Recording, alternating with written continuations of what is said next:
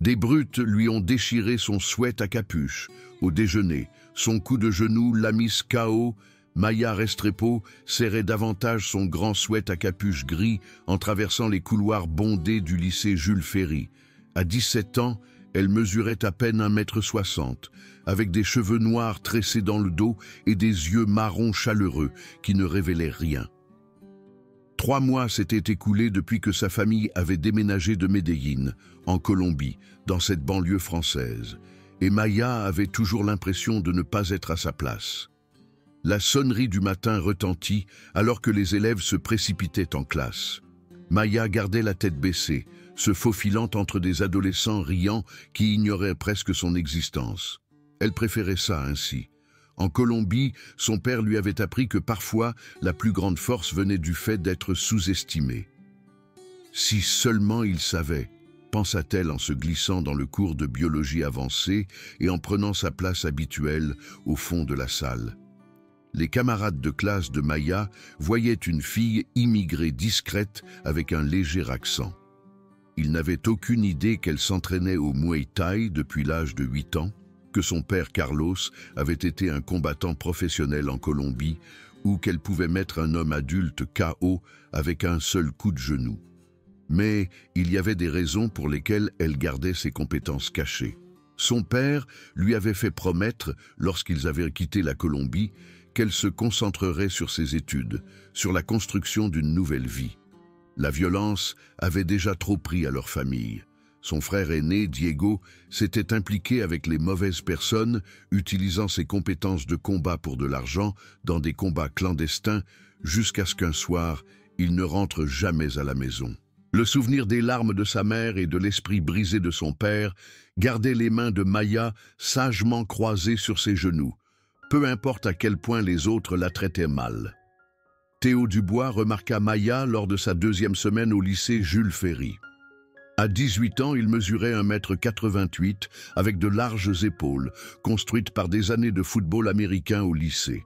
Ses cheveux châtain clair étaient toujours parfaitement coiffés, ses vêtements chers, et il parcourait les couloirs avec son équipe à sa suite comme des chiens fidèles.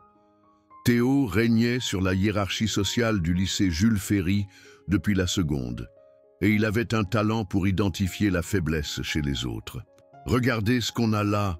annonça Théo un mardi matin alors que Maya passait devant son casier. Sa voix portait ce ton particulier qui faisait ralentir les autres élèves pour regarder. La petite Colombienne pense qu'elle peut juste se promener ici comme si elle était chez elle. Maya continua à marcher, la mâchoire serrée mais le visage neutre. Elle avait appris tôt que les brutes se nourrissaient des réactions. « Hé, je te parle !» lança Théo, la rattrapant. Son ami, Brandon Meunier, un roux trapu avec un sourire cruel, apparut de l'autre côté de Maya, la coinçant contre les casiers. « T'es trop bien pour répondre quand quelqu'un te parle ?»« Je ne veux pas d'ennui, » dit Maya doucement, son accent rendant les mots plus doux qu'elle ne l'entendait. « Je veux juste aller en classe. » Théo éclata de rire. « T'entends ça, Brandon? Elle ne veut pas d'ennui. C'est vraiment poli. » Il se pencha plus près. « Mais tu vois, c'est notre lycée, et on n'aime pas les immigrés coincés qui pensent être meilleurs que tout le monde. » Le couloir se calma, alors que davantage d'élèves s'arrêtaient pour regarder. Les mains de Maya tremblaient légèrement, mais elle se força à rester immobile. « Contente-toi de t'en aller, » se dit-elle. « Papa a toujours dit qu'il n'y a aucun honneur à se battre contre quelqu'un qui ne comprend pas ce qu'il demande. »« Veuillez bouger, » dit Maya, regardant directement Théo. « Je ne veux pas être en retard. » Quelque chose scintilla dans les yeux de Théo face à sa réponse calme. Il s'attendait à des larmes, des supplications, peut-être de la colère. Au lieu de cela, il vit quelque chose qui ressemblait presque à de la pitié. La réalisation que cette petite fille n'avait pas peur de lui fit rougir son visage de honte et de rage. « Tu te crois forte ?» Théo se rapprocha, dominant la petite silhouette de Maya. « Tu penses que parce que tu viens d'un trou à rats rempli de criminalité, tu es plus dur que nous ?» Le racisme désinvolte piqua, mais Maya avait entendu pire. Ce qui la dérangeait le plus, c'était la façon dont les autres élèves regardaient avec un intérêt détaché. Personne ne s'avança pour intervenir. C'était un divertissement pour eux. « Je pense que vous devriez me laisser passer », dit Maya, sa voix stable malgré la colère qui montait dans sa poitrine. La main de Théo jaillit et poussa l'épaule de Maya, la faisant trébucher contre les casiers avec un bruit métallique. « Je pense que tu devrais apprendre le respect. » Pendant un instant, les muscles de Maya se tendirent avec des réflexes entraînés. La voix de son père résonna. « Recule avec ton pied droit, crée de la distance, fais remonter le genou et traverse. » La technique était tellement ancrée qu'elle pouvait sentir son corps vouloir bouger, répondre avec une efficacité dévastatrice. Au lieu de cela, elle redressa son sweat à capuche et ramassa son sac à dos. « D'accord, » dit-elle simplement, et s'éloigna. Derrière elle, elle entendit le juron frustré de Théo et le rire déçu de Brandon. Maya arrive en cours de chimie avec 30 secondes d'avance. Mais Théo Dubois n'en avait pas fini avec elle. Au cours des semaines suivantes, le harcèlement s'intensifia avec une cruauté méthodique. Théo et ses amis semblaient considérer le refus de Maya de se battre comme à la fois un défi et une insulte. Ils bloquaient son chemin dans les couloirs, faisaient tomber des livres de ses mains, éparpillaient ses devoirs et faisaient des commentaires bruyants sur les immigrés illégaux chaque fois qu'elle passait. Brandon Meunier se révéla particulièrement créatif. Il découvrit la combinaison du casier de Maya et commença à y laisser des mots méchants. « Retourne d'où tu viens. Personne ne veut de toi ici. Ton français est nul. » Maya trouvait ces messages pliés entre les manuels, chacun conçu pour éroder sa confiance. La pression psychologique était plus difficile que n'importe quelle confrontation physique ne l'aurait été. Maya se retrouva à emprunter des itinéraires détournés pour éviter les lieux habituels de Théo. Elle commença à déjeuner à la bibliothèque au lieu de la cantine, prétendant qu'elle avait besoin d'étudier, alors qu'en réalité, elle voulait éviter l'humiliation publique. Jessica Leclerc, une fille blonde avec un maquillage parfaitement appliqué et un sourire qui n'atteignait jamais ses yeux, menait les attaques verbales avec une précision chirurgicale. « Maya, est-ce vrai que les filles en Colombie doivent se battre pour la nourriture ?» demandait-elle devant ses camarades de classe, la voix dégoulinant d'une fausse inquiétude. « Je me demandais juste parce que tu as toujours l'air si sérieuse. Tu as faim ? Devrions-nous lancer une collecte de fonds ?» Le pire était la façon dont les autres élèves réagissaient. La plupart se contentaient de détourner le regard, mal à l'aise mais peu disposés à s'impliquer. Quelques-uns riaient, soit par amusement sincère, soit par désir désespéré d'éviter de devenir eux-mêmes des cibles. Même les professeurs semblaient déterminés à ignorer ce qui se passait. Maya commença à redouter l'école avec une intensité surprenante. Elle avait fait face à un réel danger en Colombie, mais il y avait quelque chose d'épuisant dans cette cruauté constante, de bas niveau. Elle l'usait comme l'eau érodant lentement la pierre. 3 semaines après le début de la campagne de harcèlement, Maya sortait du cours de littérature quand Théo apparut à son coude. « Tu sais ce que je ne comprends pas chez toi, colombienne ?» La voix de Théo était conversationnelle, presque amicale, ce qui la rendait en quelque sorte plus menaçante. « Tu encaisses tout ce qu'on te balance comme si tu étais une sorte de martyr. C'est bizarre. La plupart des gens auraient craqué depuis longtemps. » Maya continua à marcher, sa respiration soigneusement contrôlée. « Je ne vois pas l'intérêt de se battre. » « Non. » Le rire de Théo était sincèrement curieux. « Tu vois, je pense que tu es juste une lâche. Je pense que sous cette façade de fille étrangère mystérieuse, tu es juste une autre petite souris effrayée qui sait qu'elle ne peut pas gérer ce qui se passe si elle se défend. » Ils avaient atteint le casier de Maya et elle commença à composer la combinaison avec des doigts stables. Derrière elle, elle pouvait sentir la présence de Théo comme la chaleur d'une fournaise. « Mon père dit que les gens comme toi viennent ici en pensant qu'ils peuvent juste profiter de la générosité américaine, » continua Théo, sa voix devenant plus forte pour attirer l'attention. « Il dit que vous avez probablement traversé la frontière en douce dans un camion et que maintenant, vous pensez mériter d'être dans des classes avec de vrais Français. » Les mains de Maya s'immobilisèrent sur la porte de son casier. la cruauté désinvolte de ses hypothèses sur l'immigration légale de sa famille, sa réduction de son identité à des stéréotypes racistes, touchèrent finalement quelque chose de plus profond que ce que sa patience pouvait couvrir. « Votre père a l'air d'être un homme ignorant », dit-elle doucement, sans se retourner. Le couloir sembla retenir son souffle. Le visage de Théo devint rouge à l'insulte à son père. « Qu'est-ce que tu viens de me dire ?» Maya ferma son casier et se tourna pour lui faire face, ses yeux marrons rencontrant les siens avec un calme stable. « J'ai dit que votre père a l'air ignorant. Quiconque enseigne à son fils à juger les gens en fonction de leur origine plutôt que de ce qu'ils sont. C'est de l'ignorance. » Théo sembla sincèrement choqué que la fille silencieuse ait finalement réagi. Puis son expression s'assombrit d'une rage qui fit instinctivement reculer les autres élèves. « Petite garce, grogna-t-il, la voix basse et dangereuse, tu n'as aucune idée à qui tu t'attaques. Et vous n'avez aucune idée à qui vous vous attaquez, répondit Maya, sa voix toujours calme, mais avec un tranchant qui n'était pas là auparavant. Quelque chose dans son ton fit hésiter Théo pendant une seconde. Mais alors Brandon Meunier apparut à côté de lui, et Jessica Leclerc se matérialisa avec son téléphone à la main, prête à enregistrer ce qui allait se passer ensuite. « On va bien voir ça », dit Théo, se rapprochant tellement que Maya dut incliner la tête en arrière pour maintenir le contact visuel. « Demain, pause déjeuner, toi et moi, on va régler ça une fois pour toutes. » Maya hocha la tête une fois, son expression illisible. « D'accord. » Ce soir-là, Maya était assise dans la petite cuisine de son appartement familial, fixant des devoirs non touchés pendant que son père préparait le dîner. Carlos Restrepo bougeait avec l'économie de mouvement prudente qui caractérisait les anciens combattants, ses mains rapides et précises alors qu'il coupait des légumes.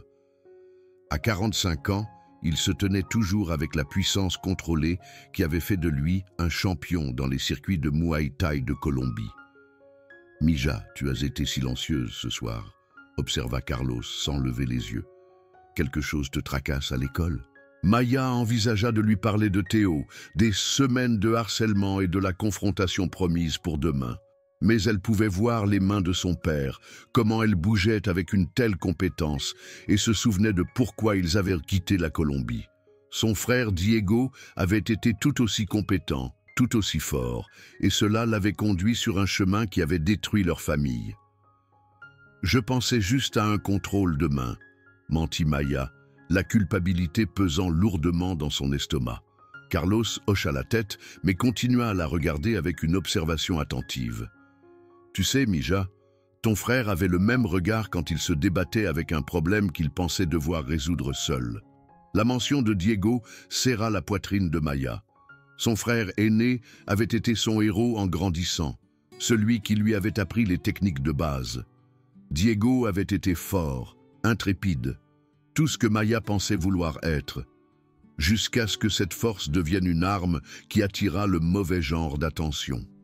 « Je me souviens, » dit Maya doucement. « Diego pensait que sa force était destinée à se battre, » continua Carlos, se dirigeant vers la cuisinière. Il croyait que parce qu'il pouvait gagner, il devait gagner, que le pouvoir était destiné à être utilisé. Carlos fit une pause. Il m'a fallu trop de temps pour lui enseigner que la vraie force, c'est savoir quand ne pas se battre. Maya sentit des larmes lui piquer les yeux.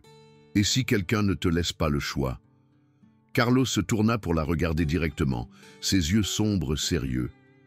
Il y a toujours un choix, Mija, mais parfois, tous les choix sont difficiles. Il se déplaça pour s'asseoir en face d'elle. Est-ce que quelqu'un à l'école te cause des ennuis? Maya rencontra le regard de son père et vit non seulement de l'inquiétude, mais aussi de la compréhension. Il y a un garçon qui rend les choses difficiles. Il dit des choses sur notre famille, sur la Colombie, sur moi. Carlos hocha la tête lentement. Et que veux-tu faire à propos de ce garçon? Maya pensa au visage narquois de Théo, aux notes cruelles de Brandon, aux insultes calculées de Jessica. Elle pensa à la façon dont les autres élèves la regardaient comme si elle n'existait pas, à la façon dont les professeurs faisaient semblant de ne pas voir ce qui se passait. « Je veux qu'il arrête, » dit finalement Maya. « Et s'il ne s'arrête pas quand tu le lui demandes ?» Maya rencontra les yeux de son père, voyant sa propre détermination s'y refléter. « Alors je veux qu'il comprenne qu'il a choisi la mauvaise personne à embêter. » Carlos resta silencieux pendant un long moment, étudiant le visage de sa fille. Puis il se leva et se dirigea vers une armoire haute au-dessus de leur réfrigérateur, atteignant derrière des boîtes pour sortir un petit étui en bois que Maya n'avait pas vu depuis des mois.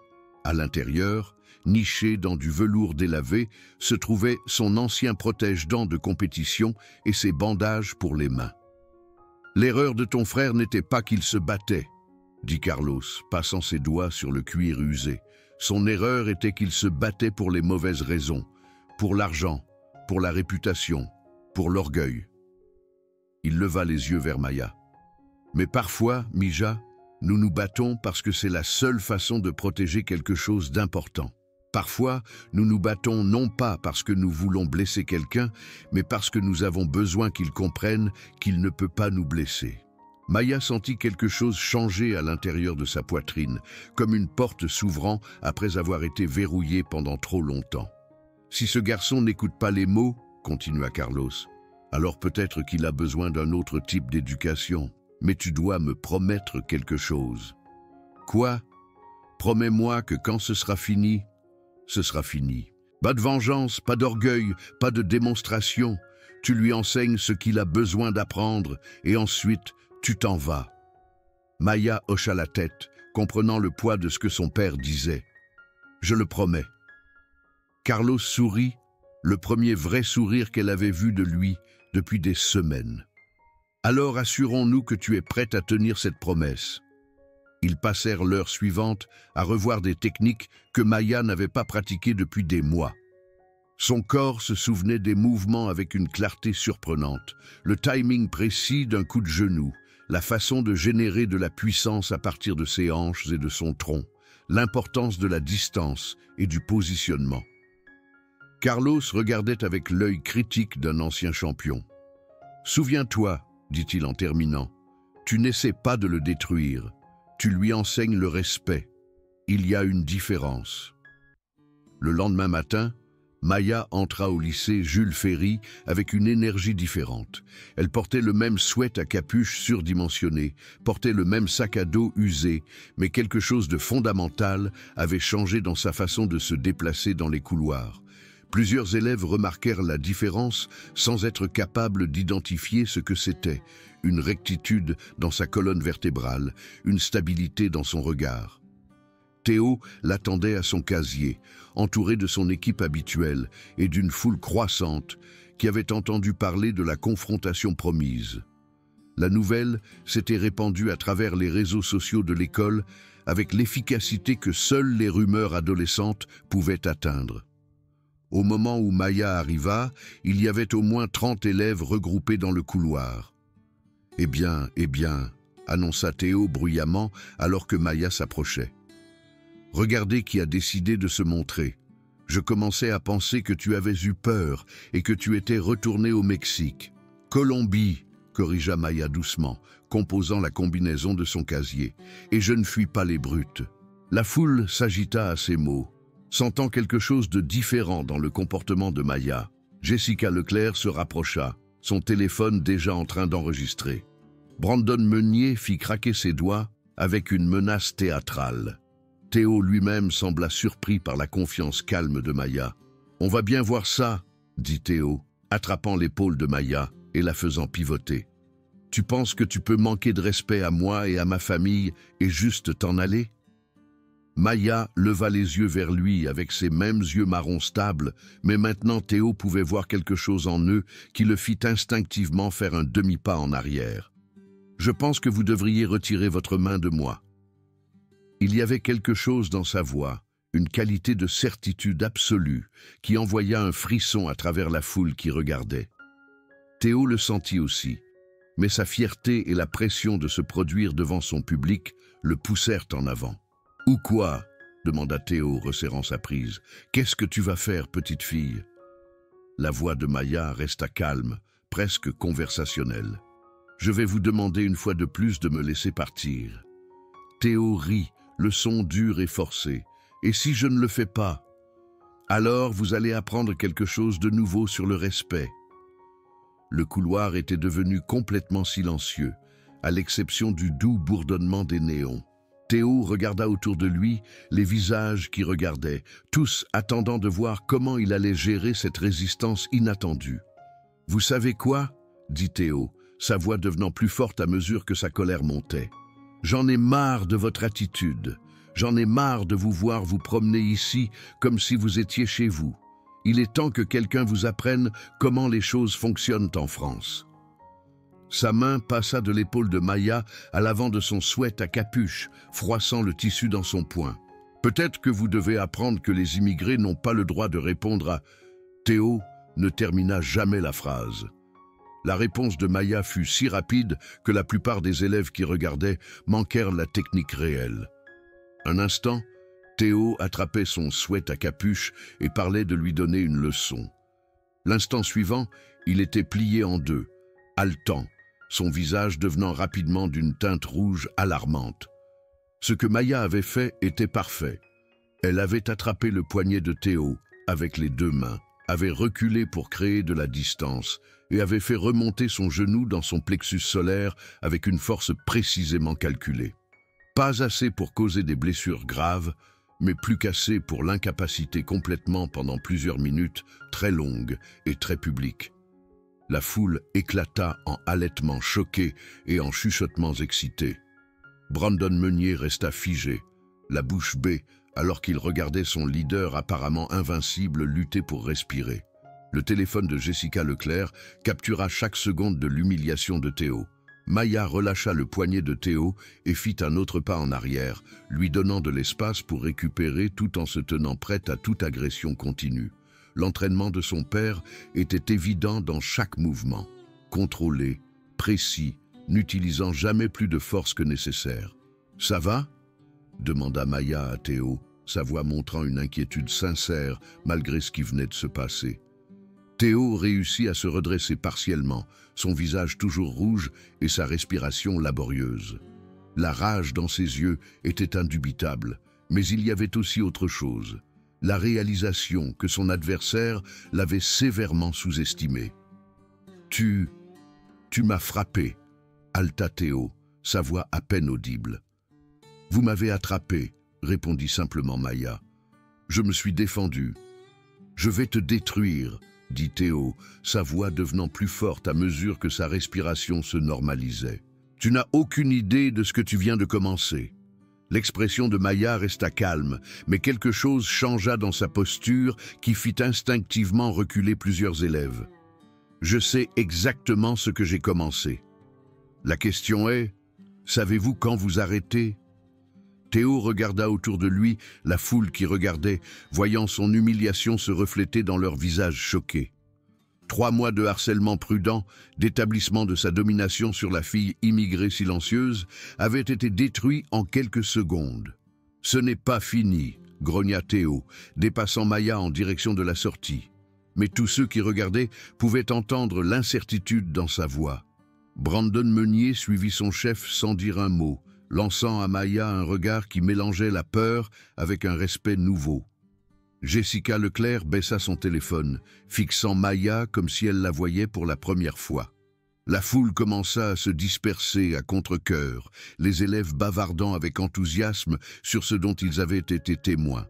Maya termina calmement de rassembler ses livres de son casier, ses mains stables malgré l'adrénaline qui coulait encore dans son système. La nouvelle de la confrontation dans le couloir se répandit dans tout le lycée Jules Ferry avec la vitesse d'un feu de forêt. À la pause déjeuner, tout le monde savait que la silencieuse Maya Restrepo avait mis Théo Dubois à terre avec un seul coup de genou, et l'histoire devint plus dramatique à chaque récit. Maya déjeuna à la bibliothèque comme d'habitude, mais elle était loin d'être seule. Plusieurs élèves trouvèrent des excuses pour passer devant sa table, jetant des coups d'œil à la fille qui avait humilié la plus grande brute de l'école. Quelques-uns l'approchèrent même directement, soudainement désireux d'être amicaux. C'était incroyable ce que tu as fait à Théo, dit une élève de seconde nommée Lisa, se glissant sans invitation dans la chaise en face de Maya. Je n'arrive pas à croire que tu connaissais le karaté ou quoi que ce soit. Muay Thai, corrigea Maya doucement. Et je n'aime pas blesser les gens. Mais il le méritait totalement, insista Lisa. Théo est un crétin avec tout le monde depuis des années. Quelqu'un devait le remettre à sa place. Maya ferma son manuel et regarda directement Lisa. Où étiez-vous quand il me harcelait depuis 3 semaines? L'enthousiasme de Lisa faiblit.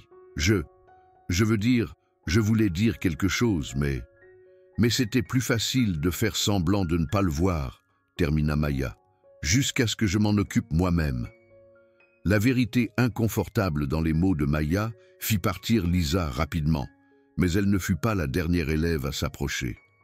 Maya se retrouva à répondre à un flot constant de questions et de commentaires, la plupart de personnes qui ne lui avaient jamais parlé auparavant, mais qui voulaient soudainement être associées à sa nouvelle réputation. Théo lui-même était notamment absent de la cantine, bien que des rapports aient filtré selon lesquels il était à l'infirmerie, affirmant avoir la grippe intestinale. Maya savait qu'il allait probablement bien physiquement. Elle avait fait attention à utiliser juste assez de force pour faire valoir son point de vue sans causer de réels dommages. Mais son orgueil mettrait beaucoup plus de temps à guérir. C'est après son dernier cours, alors que Maya se dirigeait vers la sortie de l'école, que Théo fit finalement son geste pour se venger. Elle le vit venir de l'autre côté du parking, flanqué de Brandon Meunier et de 2 autres joueurs de football qu'elle ne reconnaissait pas. Le visage de Théo était figé dans une détermination sombre, son humiliation antérieure s'étant clairement transformée en quelque chose de plus sombre. Maya s'arrêta de marcher et les laissa s'approcher, son sac à dos pendant lâchement d'une épaule et sa posture détendue mais prête. Plusieurs autres élèves remarquèrent la confrontation qui se développait et commencèrent à se rassembler à une distance sûre. « Tu te crois vraiment forte, n'est-ce pas ?» lança Théo alors qu'il était encore à 6 mètres. « Tu penses qu'un coup de chance fait de toi une sorte de dur à cuire ?» Maya ne dit rien, se contentant de regarder les 4 garçons se déployer en un demi-cercle lâche autour d'elle. Elle pouvait voir la colère dans les yeux de Théo, mais aussi autre chose. Un besoin désespéré de restaurer sa réputation. « Tu vois, le truc, » continua Théo se rapprochant, « c'est que je n'étais pas prêt pour toi ce matin. J'essayais d'être gentil, d'essayer de t'enseigner une leçon sans vraiment te blesser. » Sa voix prit un ton cruel. « Mais tu veux jouer dur, on peut jouer dur. » Brandon Meunier s'avança, faisant craquer ses doigts avec une confiance renouvelée. 4 contre 1, ça semble juste pour quelqu'un qui se bat salement. Maya sentit l'entraînement de son père se mettre en marche, son esprit évaluant automatiquement les distances, les angles, les itinéraires d'évacuation potentiels. Mais elle se souvint aussi de ses paroles sur le fait de savoir quand se battre et quand s'en aller. 4 adversaires étaient au-delà de ses compétences considérables. « Je ne veux pas me battre contre vous tous », dit clairement Maya, sa voix portant jusqu'aux élèves qui regardaient. « Cela devrait être entre Théo et moi. » Théo rit bruyamment. « Tu ne peux plus fixer les règles, colombienne. Tu veux m'embarrasser devant toute l'école? Maintenant, tu vas voir ce qui arrive quand on s'en prend à des gens qui ont des amis. » Mais alors que Maya se préparait à essayer de percer leur cercle et à courir, quelque chose d'inattendu se produisit. « Hé !» cria une voix de l'autre côté du parking. « Qu'est-ce qui se passe ici ?»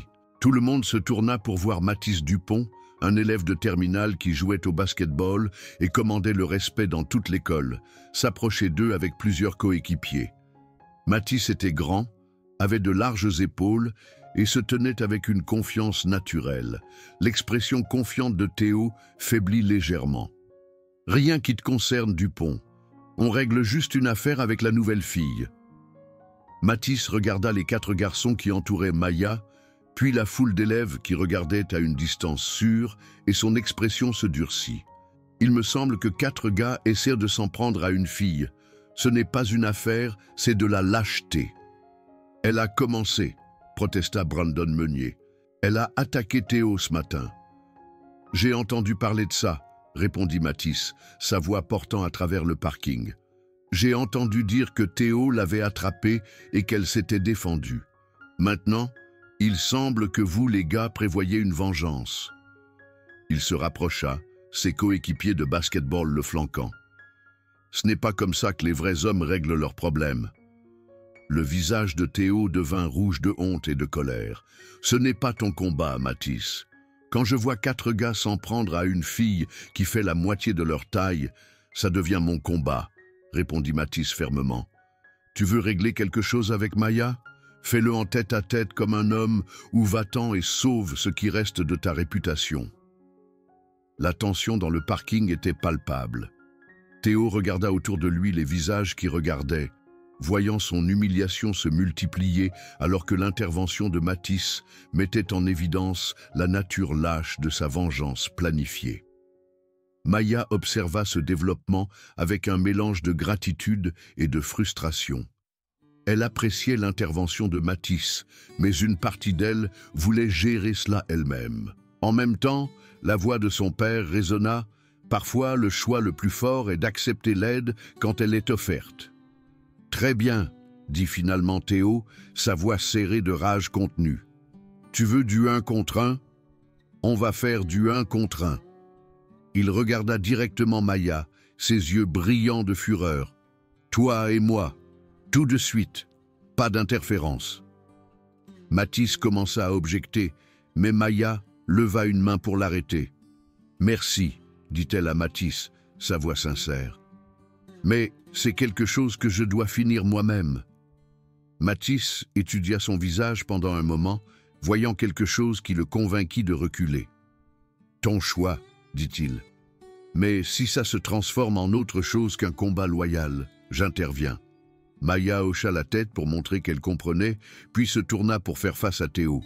La foule avait grossi, attirée par la perspective d'assister à ce qui promettait d'être une confrontation épique. Les élèves sortirent leur téléphone pour enregistrer ce qu'ils sentaient être un moment déterminant dans la hiérarchie sociale du lycée Jules Ferry. Théo enleva sa veste et la tendit à Brandon, ses mouvements brusques de colère et d'adrénaline. À 1,88 m et 90 kg, il éclipsait la petite silhouette de Maya, et le contraste était encore plus dramatique maintenant. « Dernière chance de t'en aller, » dit Théo, roulant ses épaules et se mettant dans ce qu'il pensait probablement être une position de combat. « Je ne vais pas être tendre avec toi juste parce que tu es une fille. » Maya enleva son sweat à capuche surdimensionné, révélant un t-shirt moulant qui montrait la définition musculaire maigre que ses vêtements amples avaient caché. Plusieurs élèves haltèrent devant la transformation. Sans le sweat à capuche, Maya ressemblait à une personne complètement différente. Ses épaules étaient plus larges que prévu, ses bras cordés de muscles, et elle bougeait avec la grâce fluide de quelqu'un de complètement à l'aise dans son propre corps. « Je ne voudrais pas que tu le fasses, » répondit Maya, sa voix calme, malgré l'adrénaline qui montait dans son système. Théo se précipita immédiatement en avant, comptant sur sa taille et son agressivité pour la submerger avant qu'elle ne puisse utiliser la technique qu'il avait pris au dépourvu ce matin-là. Son attaque était maladroite mais puissante, alimentée par des mois de rage et d'humiliation accumulées. Maya bougea comme de l'eau coulant autour d'un rocher. Elle évita le coup sauvage de Théo de quelques centimètres, son jeu de jambes la portant sur son côté gauche, tandis que ses mains se levaient dans la garde classique de Muay Thai que son père lui avait inculquée depuis son enfance. L'élan de Théo le porta au-delà d'elle, et le coude de Maya trouva ses côtes avec une précision chirurgicale. Théo trébucha, plus surpris que blessé, et se tourna pour lui faire face à nouveau. Cette fois, il était plus prudent, commençant à comprendre que son adversaire possédait des compétences qu'il n'avait jamais rencontrées. « Allez, Théo !» cria Brandon Meunier depuis la ligne de touche. « Elle fait la moitié de ta taille. » Théo feinta avec sa main gauche et lança un